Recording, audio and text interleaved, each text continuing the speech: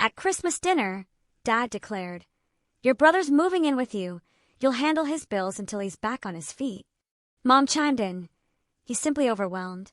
Be a good sibling. My brother is 30. He hasn't held a job in years. He's spoiled, entitled, and everybody knows it."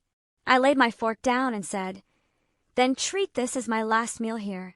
And then, imagine celebrating Christmas, only to have your own family drop a bombshell that wasn't just a betrayal, but a calculated plan to hand over your hard-earned life to your deadbeat brother. My name is Caleb, and that's exactly what happened to me. Christmas dinner was supposed to be a fragile truce this year, a silent agreement to endure the holiday for tradition's sake. Instead, the festive glow of the tree lights only amplified the suffocating tension in the room, a palpable unease that felt like a prelude to disaster. I just wanted bland food, fake smiles, and the bearable silence of a family pretending everything was fine. That's all I asked for. I'm 28, the youngest, but somehow the only adult in the room. I'd been working full-time since I was 20, bought my own condo at 26, and even brought the fancy bottle of wine to dinner, like a good son. But if I'd known what they were planning, what they were about to drop on me between the mashed potatoes and the stuffing, I swear I never would have shown up. It all started the week before Christmas. Mom sent the usual, dinner at 6 p.m. text. I wasn't thrilled, but I replied, "I'll bring dessert."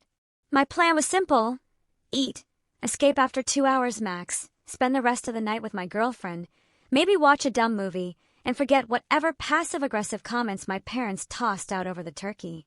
But this year was different. There was a weird hum in the air. Mom had been calling more often, asking about my work, if I was still living alone, like she didn't already know.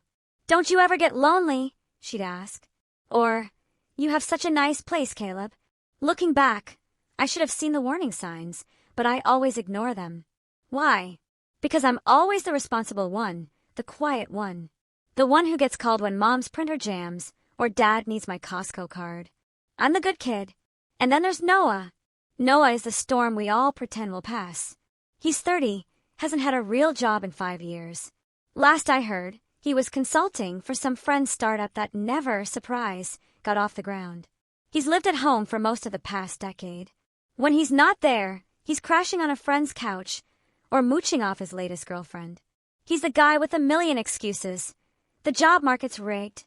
Nobody hires real talent anymore. I'm just waiting for the right opportunity. And my parents, God bless their naive hearts, they eat it up. Every time. They still coddle him like he's a teenager, even though he's pushing 31. It's like they've convinced themselves that if they just keep covering for him, one day he'll magically grow up. Spoiler, he won't. So, when I walked into the house on Christmas Day and saw Noah already sprawled on the couch, legs up, wearing sweatpants, scrolling through TikTok like he owned the place, I let out a loud, involuntary sigh. He didn't even look up, just mumbled sup, without taking out his earbuds. Mom hugged me a little too long when I walked in. Dad gave me the usual pat on the back, like I was a coworker he barely remembered. As I sat down, my box of cannoli from the good Italian place beside me, I tried to ignore the weird energy floating around the living room. Dinner started off normally enough. The food was good. Everyone complimented Mom's turkey, and I did my part to make small talk. I even laughed at one of Dad's awful jokes about airline food. For a moment, it felt almost pleasant. Then Noah reached across the table and took the last scoop of stuffing without asking. I was mid-sentence. He didn't blink, just stabbed his fork into the dish and dumped it onto his plate. I paused, blinked once, and said, "Cool. Yeah, I didn't want any more anyway." He just shrugged, like I was being dramatic, and mumbled, "You had plenty." Mom didn't say anything. Dad looked down at his plate. It was such a small thing, but it was so Noah. That entitled, oblivious confidence that only comes from a lifetime of being told the world would wait for you to get it together. I pushed it aside. Just one more night, I told myself. Smile, nod, leave early. You're not getting sucked into this. I wish the story stopped there. I really do. But it didn't. After dinner, we were still sitting around the table, picking at the last bits of pie, when Dad cleared his throat. He does this thing when he's about to make some grand declaration, sits up straight, folds his hands in front of him like a school principal. I brace myself. "We've got some news," he announced. I looked over at Mom, who was already nodding. Noah had this smug little grin on his face, like he'd been waiting for this all night. My stomach dropped.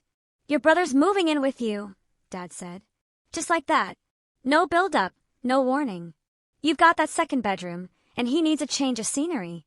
He'll stay with you for a bit, just until he's back on his feet." I blinked. Once, twice. Maybe I'd misheard him. Mom leaned in, like she was adding frosting to a cake. "He's just overwhelmed, Caleb. He needs support right now. Be a good sibling." I stared at them, all three of them, like I was on some hidden camera show. "He's 30, I said, trying to keep my voice calm. "I'm not his legal guardian. And you never even asked me." Noah leaned back in his chair, arms crossed, eyes full of smug superiority. "You've got space. I won't be a problem." That's when it hit me. This wasn't a request. This was an ambush. They planned this, rehearsed it, probably waited until I was trapped at their table with a full plate in front of me so I couldn't bolt. They decided, without my input, that my home was now Noah's safety net. I looked down at my plate, at the half-eaten slice of pumpkin pie, at the crumbs from the roll I'd buttered just moments before. I set down my fork. "Then consider this my last meal here," I said. Silence. Mom's smile faltered. Dad's eyes narrowed. Noah raised an eyebrow. "I'm not doing this," I said, my voice rising a little now. "You don't get to decide what happens in my home. You don't get to dump your mess onto me because you're tired of cleaning it up. I've worked too hard for too long to carry someone who refuses to walk." Noah rolled his eyes. "Wow, real mature, Caleb." I stood up, grabbed my coat, and without another word I walked out. The air outside was freezing, but I didn't care. I needed to get out before I said something I'd truly regret. My phone buzzed 3 times before I even made it to my car. All from Mom. I didn't answer. I sat in the driver's seat, keys in hand, heart pounding. I knew this wasn't over. Not by a long shot. And I was right, because what came next changed everything. I didn't answer their calls that night or the next day. I needed space, time to think.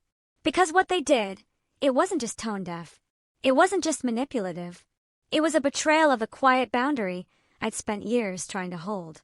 The boundary that said, "I'll be the good son. I'll show up. I'll do my part. But I won't be your backup plan. I won't be Noah's babysitter. And I definitely won't be his landlord." By the time New Year's rolled around, I still hadn't heard a real apology. Just 3 texts from Mom that all read like recycled messages. "Noah is struggling. Caleb, you're his only hope. We were just trying to help. Don't be so dramatic." That last one hit harder than I expected. I'd spent years swallowing my pride for this family, ignoring the fact that Noah was always the favored one, the baby, even though he was older. The one who got praise for the bare minimum, while I quietly carried the weight of everything they didn't notice. He dropped out of college. Mom said he was too creative for structure. He got fired from a sales job for not showing up. Dad said that manager didn't appreciate raw talent. He crashed my car when we were in our early 20s. Mom blamed me for letting him borrow it unsupervised. Meanwhile, I graduated, got a decent job, paid off my debt, bought a condo, kept my head down, and didn't ask for help once. And they called me dramatic. I went back to work on January 2nd and tried to refocus. New quarter, new project deadlines. But the family stuff buzzed in the back of my mind like a low-grade headache. I didn't want to deal with it, but I also knew I couldn't avoid them forever. The first bomb dropped that Friday. I got home from work around 6:30 p.m. It had been raining all day, and all I wanted to do was throw on sweatpants and watch something mindless. Instead, I saw a pair of unfamiliar sneakers by the front door, a duffel bag slumped against the wall, and Noah sitting on my couch eating chips, watching my Netflix. What are you doing here?" I said, my voice sharp. Noah looked up like I was the one who had intruded. "Mom said you'd come around eventually. Figured I'd get settled before the semester starts." "What semester?" I blinked. He grinned. "I enrolled in an online coding boot camp. Starts next week. Takes 6 months. I need a quiet place to study." I felt something inside me snap. "You broke into my apartment?" I asked. He had the audacity to laugh. "Mom had your spare key. You left it at their house. Remember?" I remembered. I'd given it to Mom last year during a plumbing issue, just in case. I never thought she'd use it like this. You don't live here, Noah. He leaned back, arms behind his head. I do now. I didn't yell. I didn't slam the door. I just stared at him, then walked into my bedroom, locked the door, and sat on the edge of my bed, hands trembling. I texted Mom, "Did you give Noah my spare key?" The 3 dots appeared almost immediately. He needed a place. He said you were being difficult. I assumed you'd calm down. He's family, Caleb. Family helps each other. I didn't reply. I just sat there, silent, numb, watching the foundations of what little respect I had left crumble away. Over the next few days, Noah made himself very comfortable. Left dishes in the sink, used my shampoo, ate my groceries, slept in until noon, then complained he was too tired to cook. Every time I brought up the fact that he was not supposed to be there, he deflected. It's temporary. I'll clean up later. Stop being so uptight, man. I reached out to my parents again. I kept it calm, measured. I need you to tell Noah to leave. This isn't okay. Dad replied with a single sentence. We're disappointed in how selfish you're being. Selfish. That word echoed in my head every time I came home to find Noah using my PS5, or ordering takeout on my couch, or hosting one of his friends, loud guys in their 30s who still acted like frat boys. One night, I came home to find Noah blasting music in the living room. I walked in, saw my favorite whiskey bottle, one I'd been saving for a special occasion, half gone on the coffee table. Noah and 2 of his friends were laughing like it was a bar. I didn't say a word. I just turned around and left. Drove to a diner down the block, ordered pancakes at 9 p.m., and sat in the corner booth staring at the wall. I was so angry I couldn't speak. Not because of the whiskey, not because of the noise, but because it felt like my own home wasn't mine anymore. And the worst part, my parents acted like I was the problem. Like I was failing some unspoken test of loyalty by not embracing their golden child with open arms. The final straw came 2 weeks later. I was at work, buried in meetings, when I got a call from my landlord. "Hey, Caleb," he said, his voice unusually tense. "Just wanted to confirm. You gave your brother permission to speak on your behalf." My blood ran cold. "What?" He called about breaking the lease. Said he was handling the move out. Wanted to know what kind of notice we needed to give. I stood up from my desk, heart racing. I didn't authorize anything. "Don't talk to him. Only speak to me." He apologized. Said he thought it was weird. I thanked him and hung up. I immediately called Noah. No answer. I called again. Still nothing. Then I got the text. Figured it was time for a fresh start. That place is way too small for both of us anyway. I'm looking at this loft in Midtown. Perfect setup for my startup idea. If I get approved, I'll just have them transfer the lease. Shouldn't be a big deal. I stared at my screen in disbelief. He was trying to take over my apartment, my lease, my home. I left work early that day. When I got back, he was in the kitchen, frying something like it was a Sunday morning. "You seriously tried to get me kicked out?" I said. He didn't even flinch.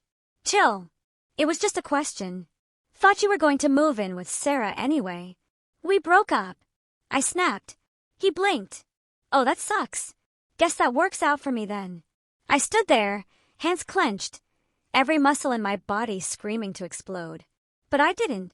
I just turned and walked into my room, locked the door, and sat down. This wasn't just disrespect anymore. It was war. I emailed my landlord, explained everything. Thankfully, he was understanding.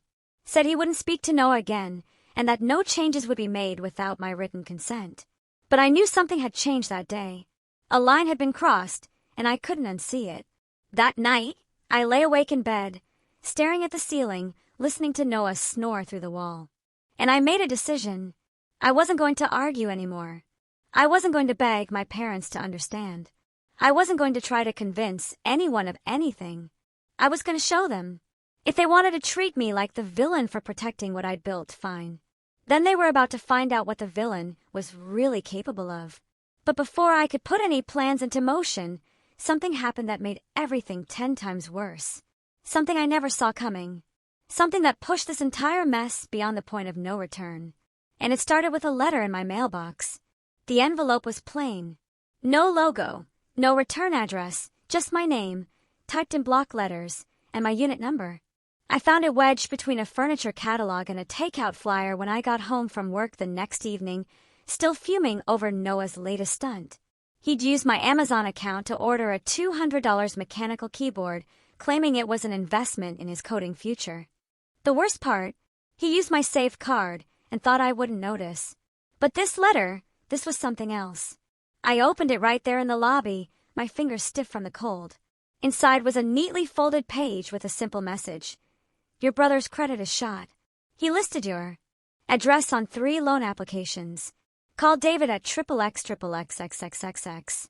At first, I thought it was a scam. Some junk collector fishing for a bite. But my gut said otherwise. I typed the number into Google. David was real.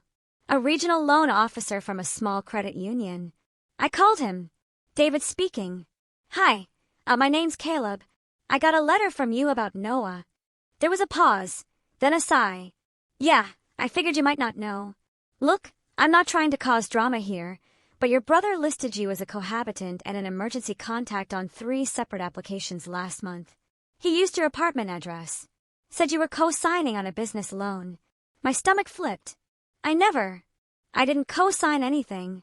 I figured his application was sketchy. It got flagged, but your name came up enough times that I thought you deserved a heads up. Thank you, I said, my voice barely above a whisper. That was the moment everything came into focus. This wasn't just a case of Noah being lazy. He was using me. My name, my address, my life, like it was a grab bag of free resources he could exploit. And my parents? Either they were willfully blind, or they knew and just didn't care. That night, I sat in my car long after I pulled into the garage. Just sat there, hands on the wheel, staring into the dark. I hit my limit. But here's the thing about rock bottom. It's quiet, cold, clarifying. You stop hoping people will change. You stop bending to make room. You stop clinging to the illusion that love means tolerating betrayal. And once you let that go, you finally have room to build. The next day, I took the first step. I took a sick day from work, not to rest, but to reclaim my space. I called a locksmith. Noah was still asleep, probably recovering from whatever late-night live stream he'd been yelling at in the living room. I tiptoed past his door, let the locksmith in, and had the locks changed by noon. Then I waited. I didn't pack up his things. I didn't scream. I didn't even leave a note. I just sat in my living room. Lights off, phone charged, door locked. At 3:12 p.m., Noah returned loudly. The handle jiggled, then rattled harder. Yo, what the? Caleb! I didn't answer. He knocked, then pounded, then started shouting. You changed the locks? Are you serious? I let him yell. Let him try calling me 5 times in a row. I watched the screen flash his name, then dim again. I didn't pick up. Finally, I slid my phone under the door. One message. You have 24 hours to get your stuff. I'll leave it bagged in the hallway. After that, it's getting donated. He screamed, called me every name he could think of, but I didn't care. I felt lighter. He left after 20 minutes of pointless rage. The next morning, I bagged his stuff, dumped it all into 4 garbage bags, set them outside the door, locked it behind me. He came by later that day, didn't say a word, just gave me a look like I'd ruined his life. And maybe I had, but I wasn't sorry. That was the last time I saw him for a while, but the fallout wasn't over. Mom called, furious. You humiliated your brother. He tried to steal my lease and use my name for a loan. He was just trying to get his life together. He's 30, Mom. I'm not his launch pad. You're turning your back on family. I took a deep breath. No, I'm just done being used. Dad sent a silent thumbs down emoji. That was his way of disapproval these days. Efficient. They stopped calling after that. And that was the beginning of the silence. I didn't realize how heavy their constant noise had been until it was gone. The first few weeks were strange. I'd wake up expecting a new problem, a passive-aggressive message, a guilt trip. But none came. Instead, I found space. I started working out again. Nothing fancy, just early morning jogs and cheap dumbbells in the bedroom. I rediscovered the quiet joy of making dinner for one. I read books without being interrupted, watched movies on my terms.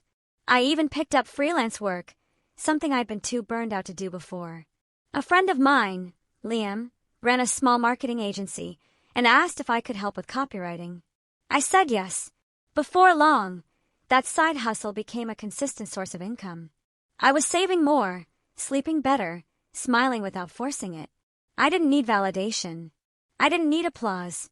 I just needed peace. It wasn't flashy. It wasn't revenge. It was recovery. One evening in late February, I got a text from my cousin, Chloe. "Hey, just a heads up. Your brother's staying with Aunt Linda now. Says you kicked him out for no reason. Thought you should know." I laughed. Not bitterly. Not sarcastically, just amused. Noah hadn't changed. He just moved the problem down the road. But that was no longer my problem. And for the first time in my life, I wasn't carrying his weight. Then one Saturday morning, something unexpected happened. I got a knock at the door, not a pounding, angry knock like Noah's. A quiet, almost hesitant tap. When I opened it, I saw my mom. Alone, holding a brown paper bag. "I brought cannolis," she said, eyes tired, "like you did last Christmas." I didn't move, didn't say anything, just stood there. She sighed.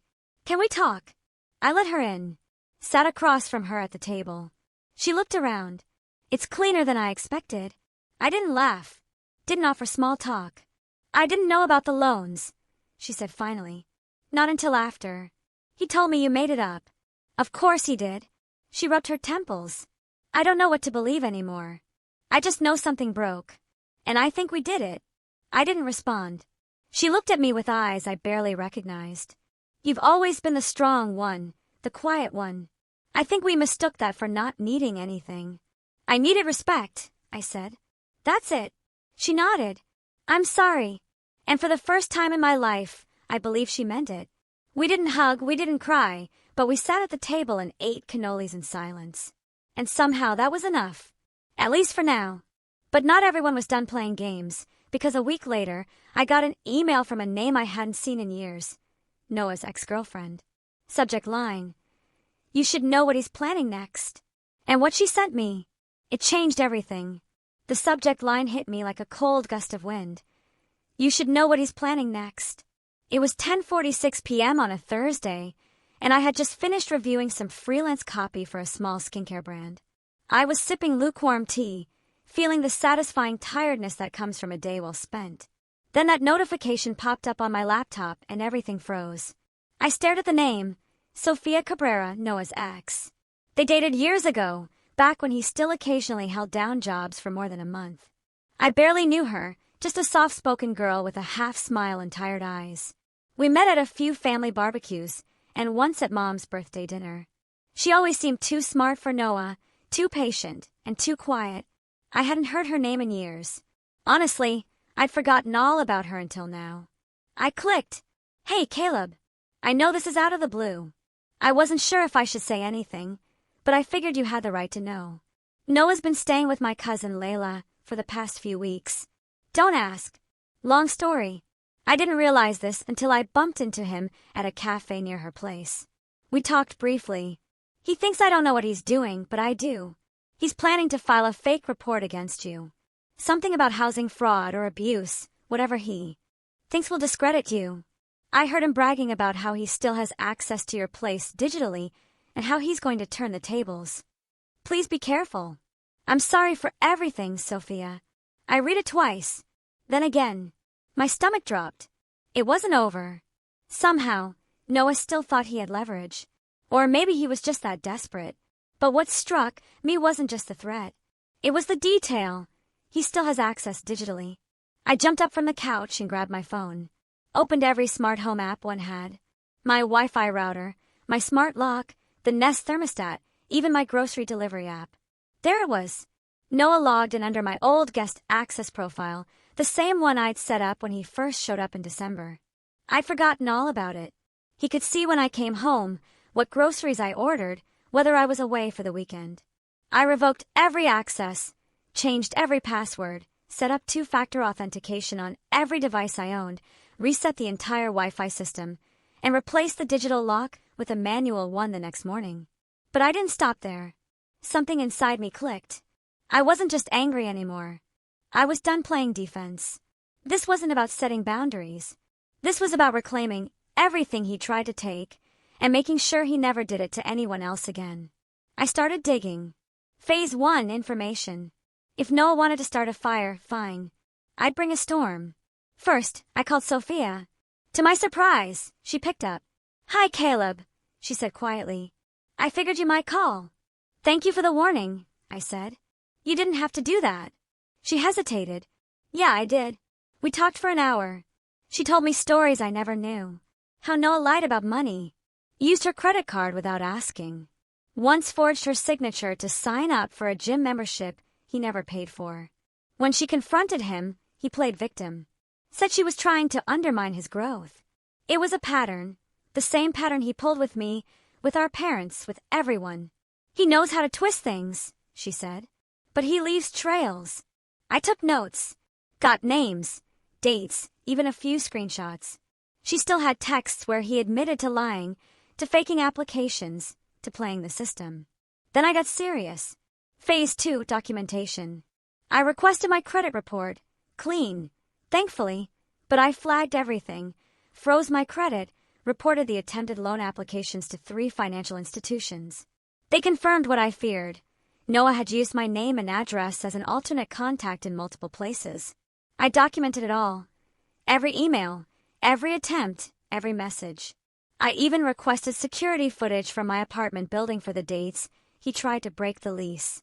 Sure enough, there he was, buzzing in strangers, hosting parties, talking loudly about renovations to his guests. Then I pulled the text from my phone, screenshots of Noah admitting he was looking at other places, handling the lease, and even that line, "That place is way too small for both of us anyway." I filed it all into a folder, Operation No More Noah. But I still needed more. Phase 3, leverage. I reached out to Chloe, my cousin, who first tipped me off about Noah crashing at Aunt Linda's. She was eager to help. "You're finally taking him down," she said, almost gleeful. "Good. He's been leeching off us since New Year's. Aunt Linda can't say no to him. She gives him money, drives him around, even lent him her spare car. Does she know about the loans? No. She thinks he's saving up to launch some VR marketing company, whatever that means. Would you be willing to talk to her, carefully?" "I'll do better," she said. "I'll record him. He talks to himself, Caleb, all the time. Monologues like he's in a movie. I'll leave my phone on next time we're in the car." I didn't want to put her in a risky spot, but she insisted. Sure enough, 3 days later, she sent me a voice memo. It was short, but clear. Noah's voice. "I'm going to make Caleb look unstable. He thinks he's so righteous. Wait till the landlord gets that anonymous tip. I'll bury him in paperwork. He'll fold." I sat in stunned silence. This wasn't petty anymore. This was malicious, intentional, calculated. But he didn't know something. I'd only just realized myself. I had allies now. People he'd burned. People tired of being collateral damage in his drama. Sophia, Chloe, even the landlord who had quietly filed a complaint with the city after Noah's fake move-out stunt. And I had options. I reached out to a friend of mine from college, Liam, who worked in digital forensics and cyber law. Not a lawyer, but close enough. I told him everything. He listened carefully, then said, "If he tries to report you for anything false, housing fraud, abuse, whatever, that's grounds for defamation if it impacts your job or credit. And if he accessed your accounts without permission, that's identity fraud. What if I don't want to sue?" I asked. "Then don't. But build the case anyway. Get the leverage. You never know when you'll need it." So I kept building. Screenshots, logs, statements from neighbors, voice memos, emails, a full dossier. But I wasn't just collecting evidence. I was planning a message. Because Noah didn't fear consequences. He thrived in shadows, manipulated when no one was looking. So, my plan was simple.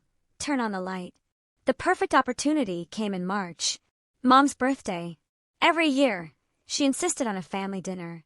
Small, private, just the 4 of us. This year, she reserved a table at her favorite restaurant. Something cozy, candlelit, and way too fancy for the way we all felt about each other. At first, I thought about skipping it. But then I realized it was the perfect stage to set the trap, to drop the bomb, to end it once and for all. And I knew exactly how to do it. Because the real revenge, it wasn't about screaming or lawsuits.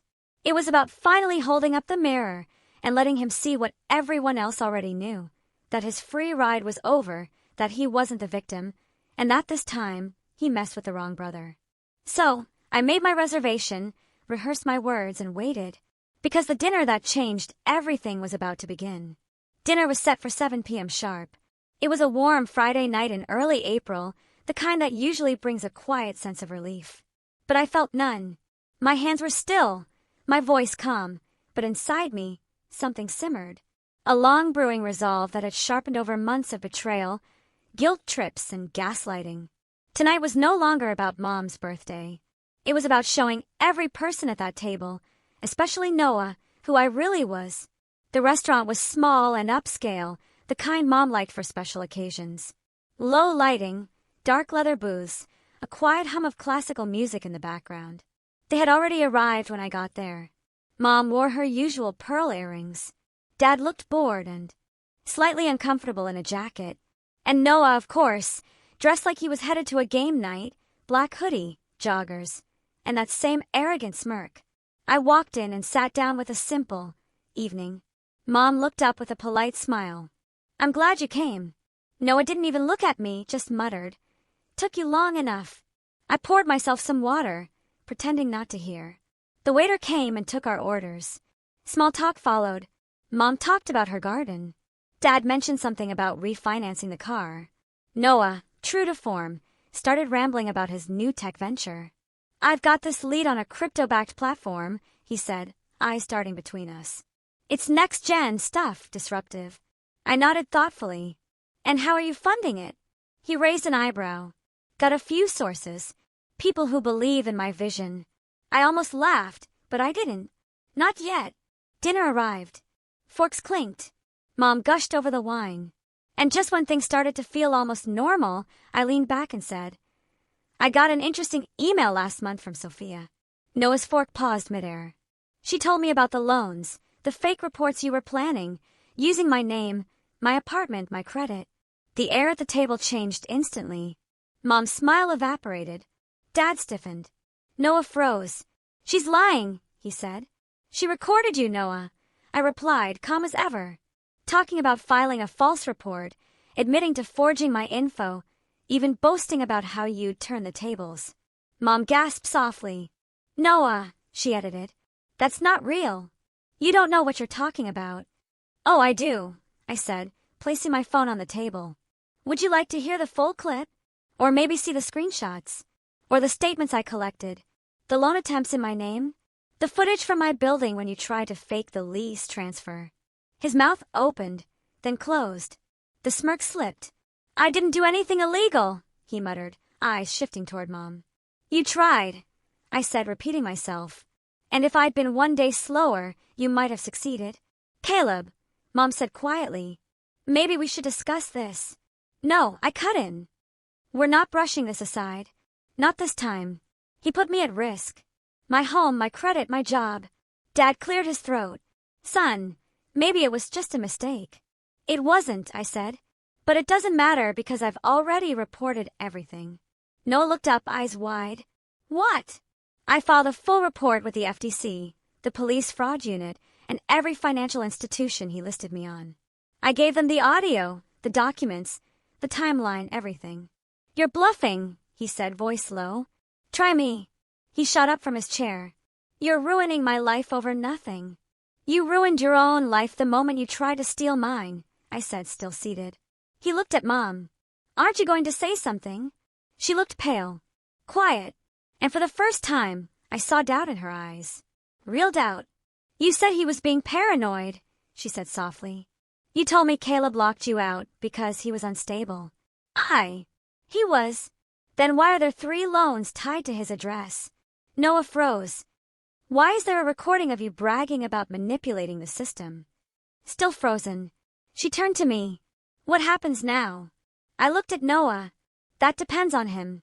If he walks away now, quietly, I won't press criminal charges.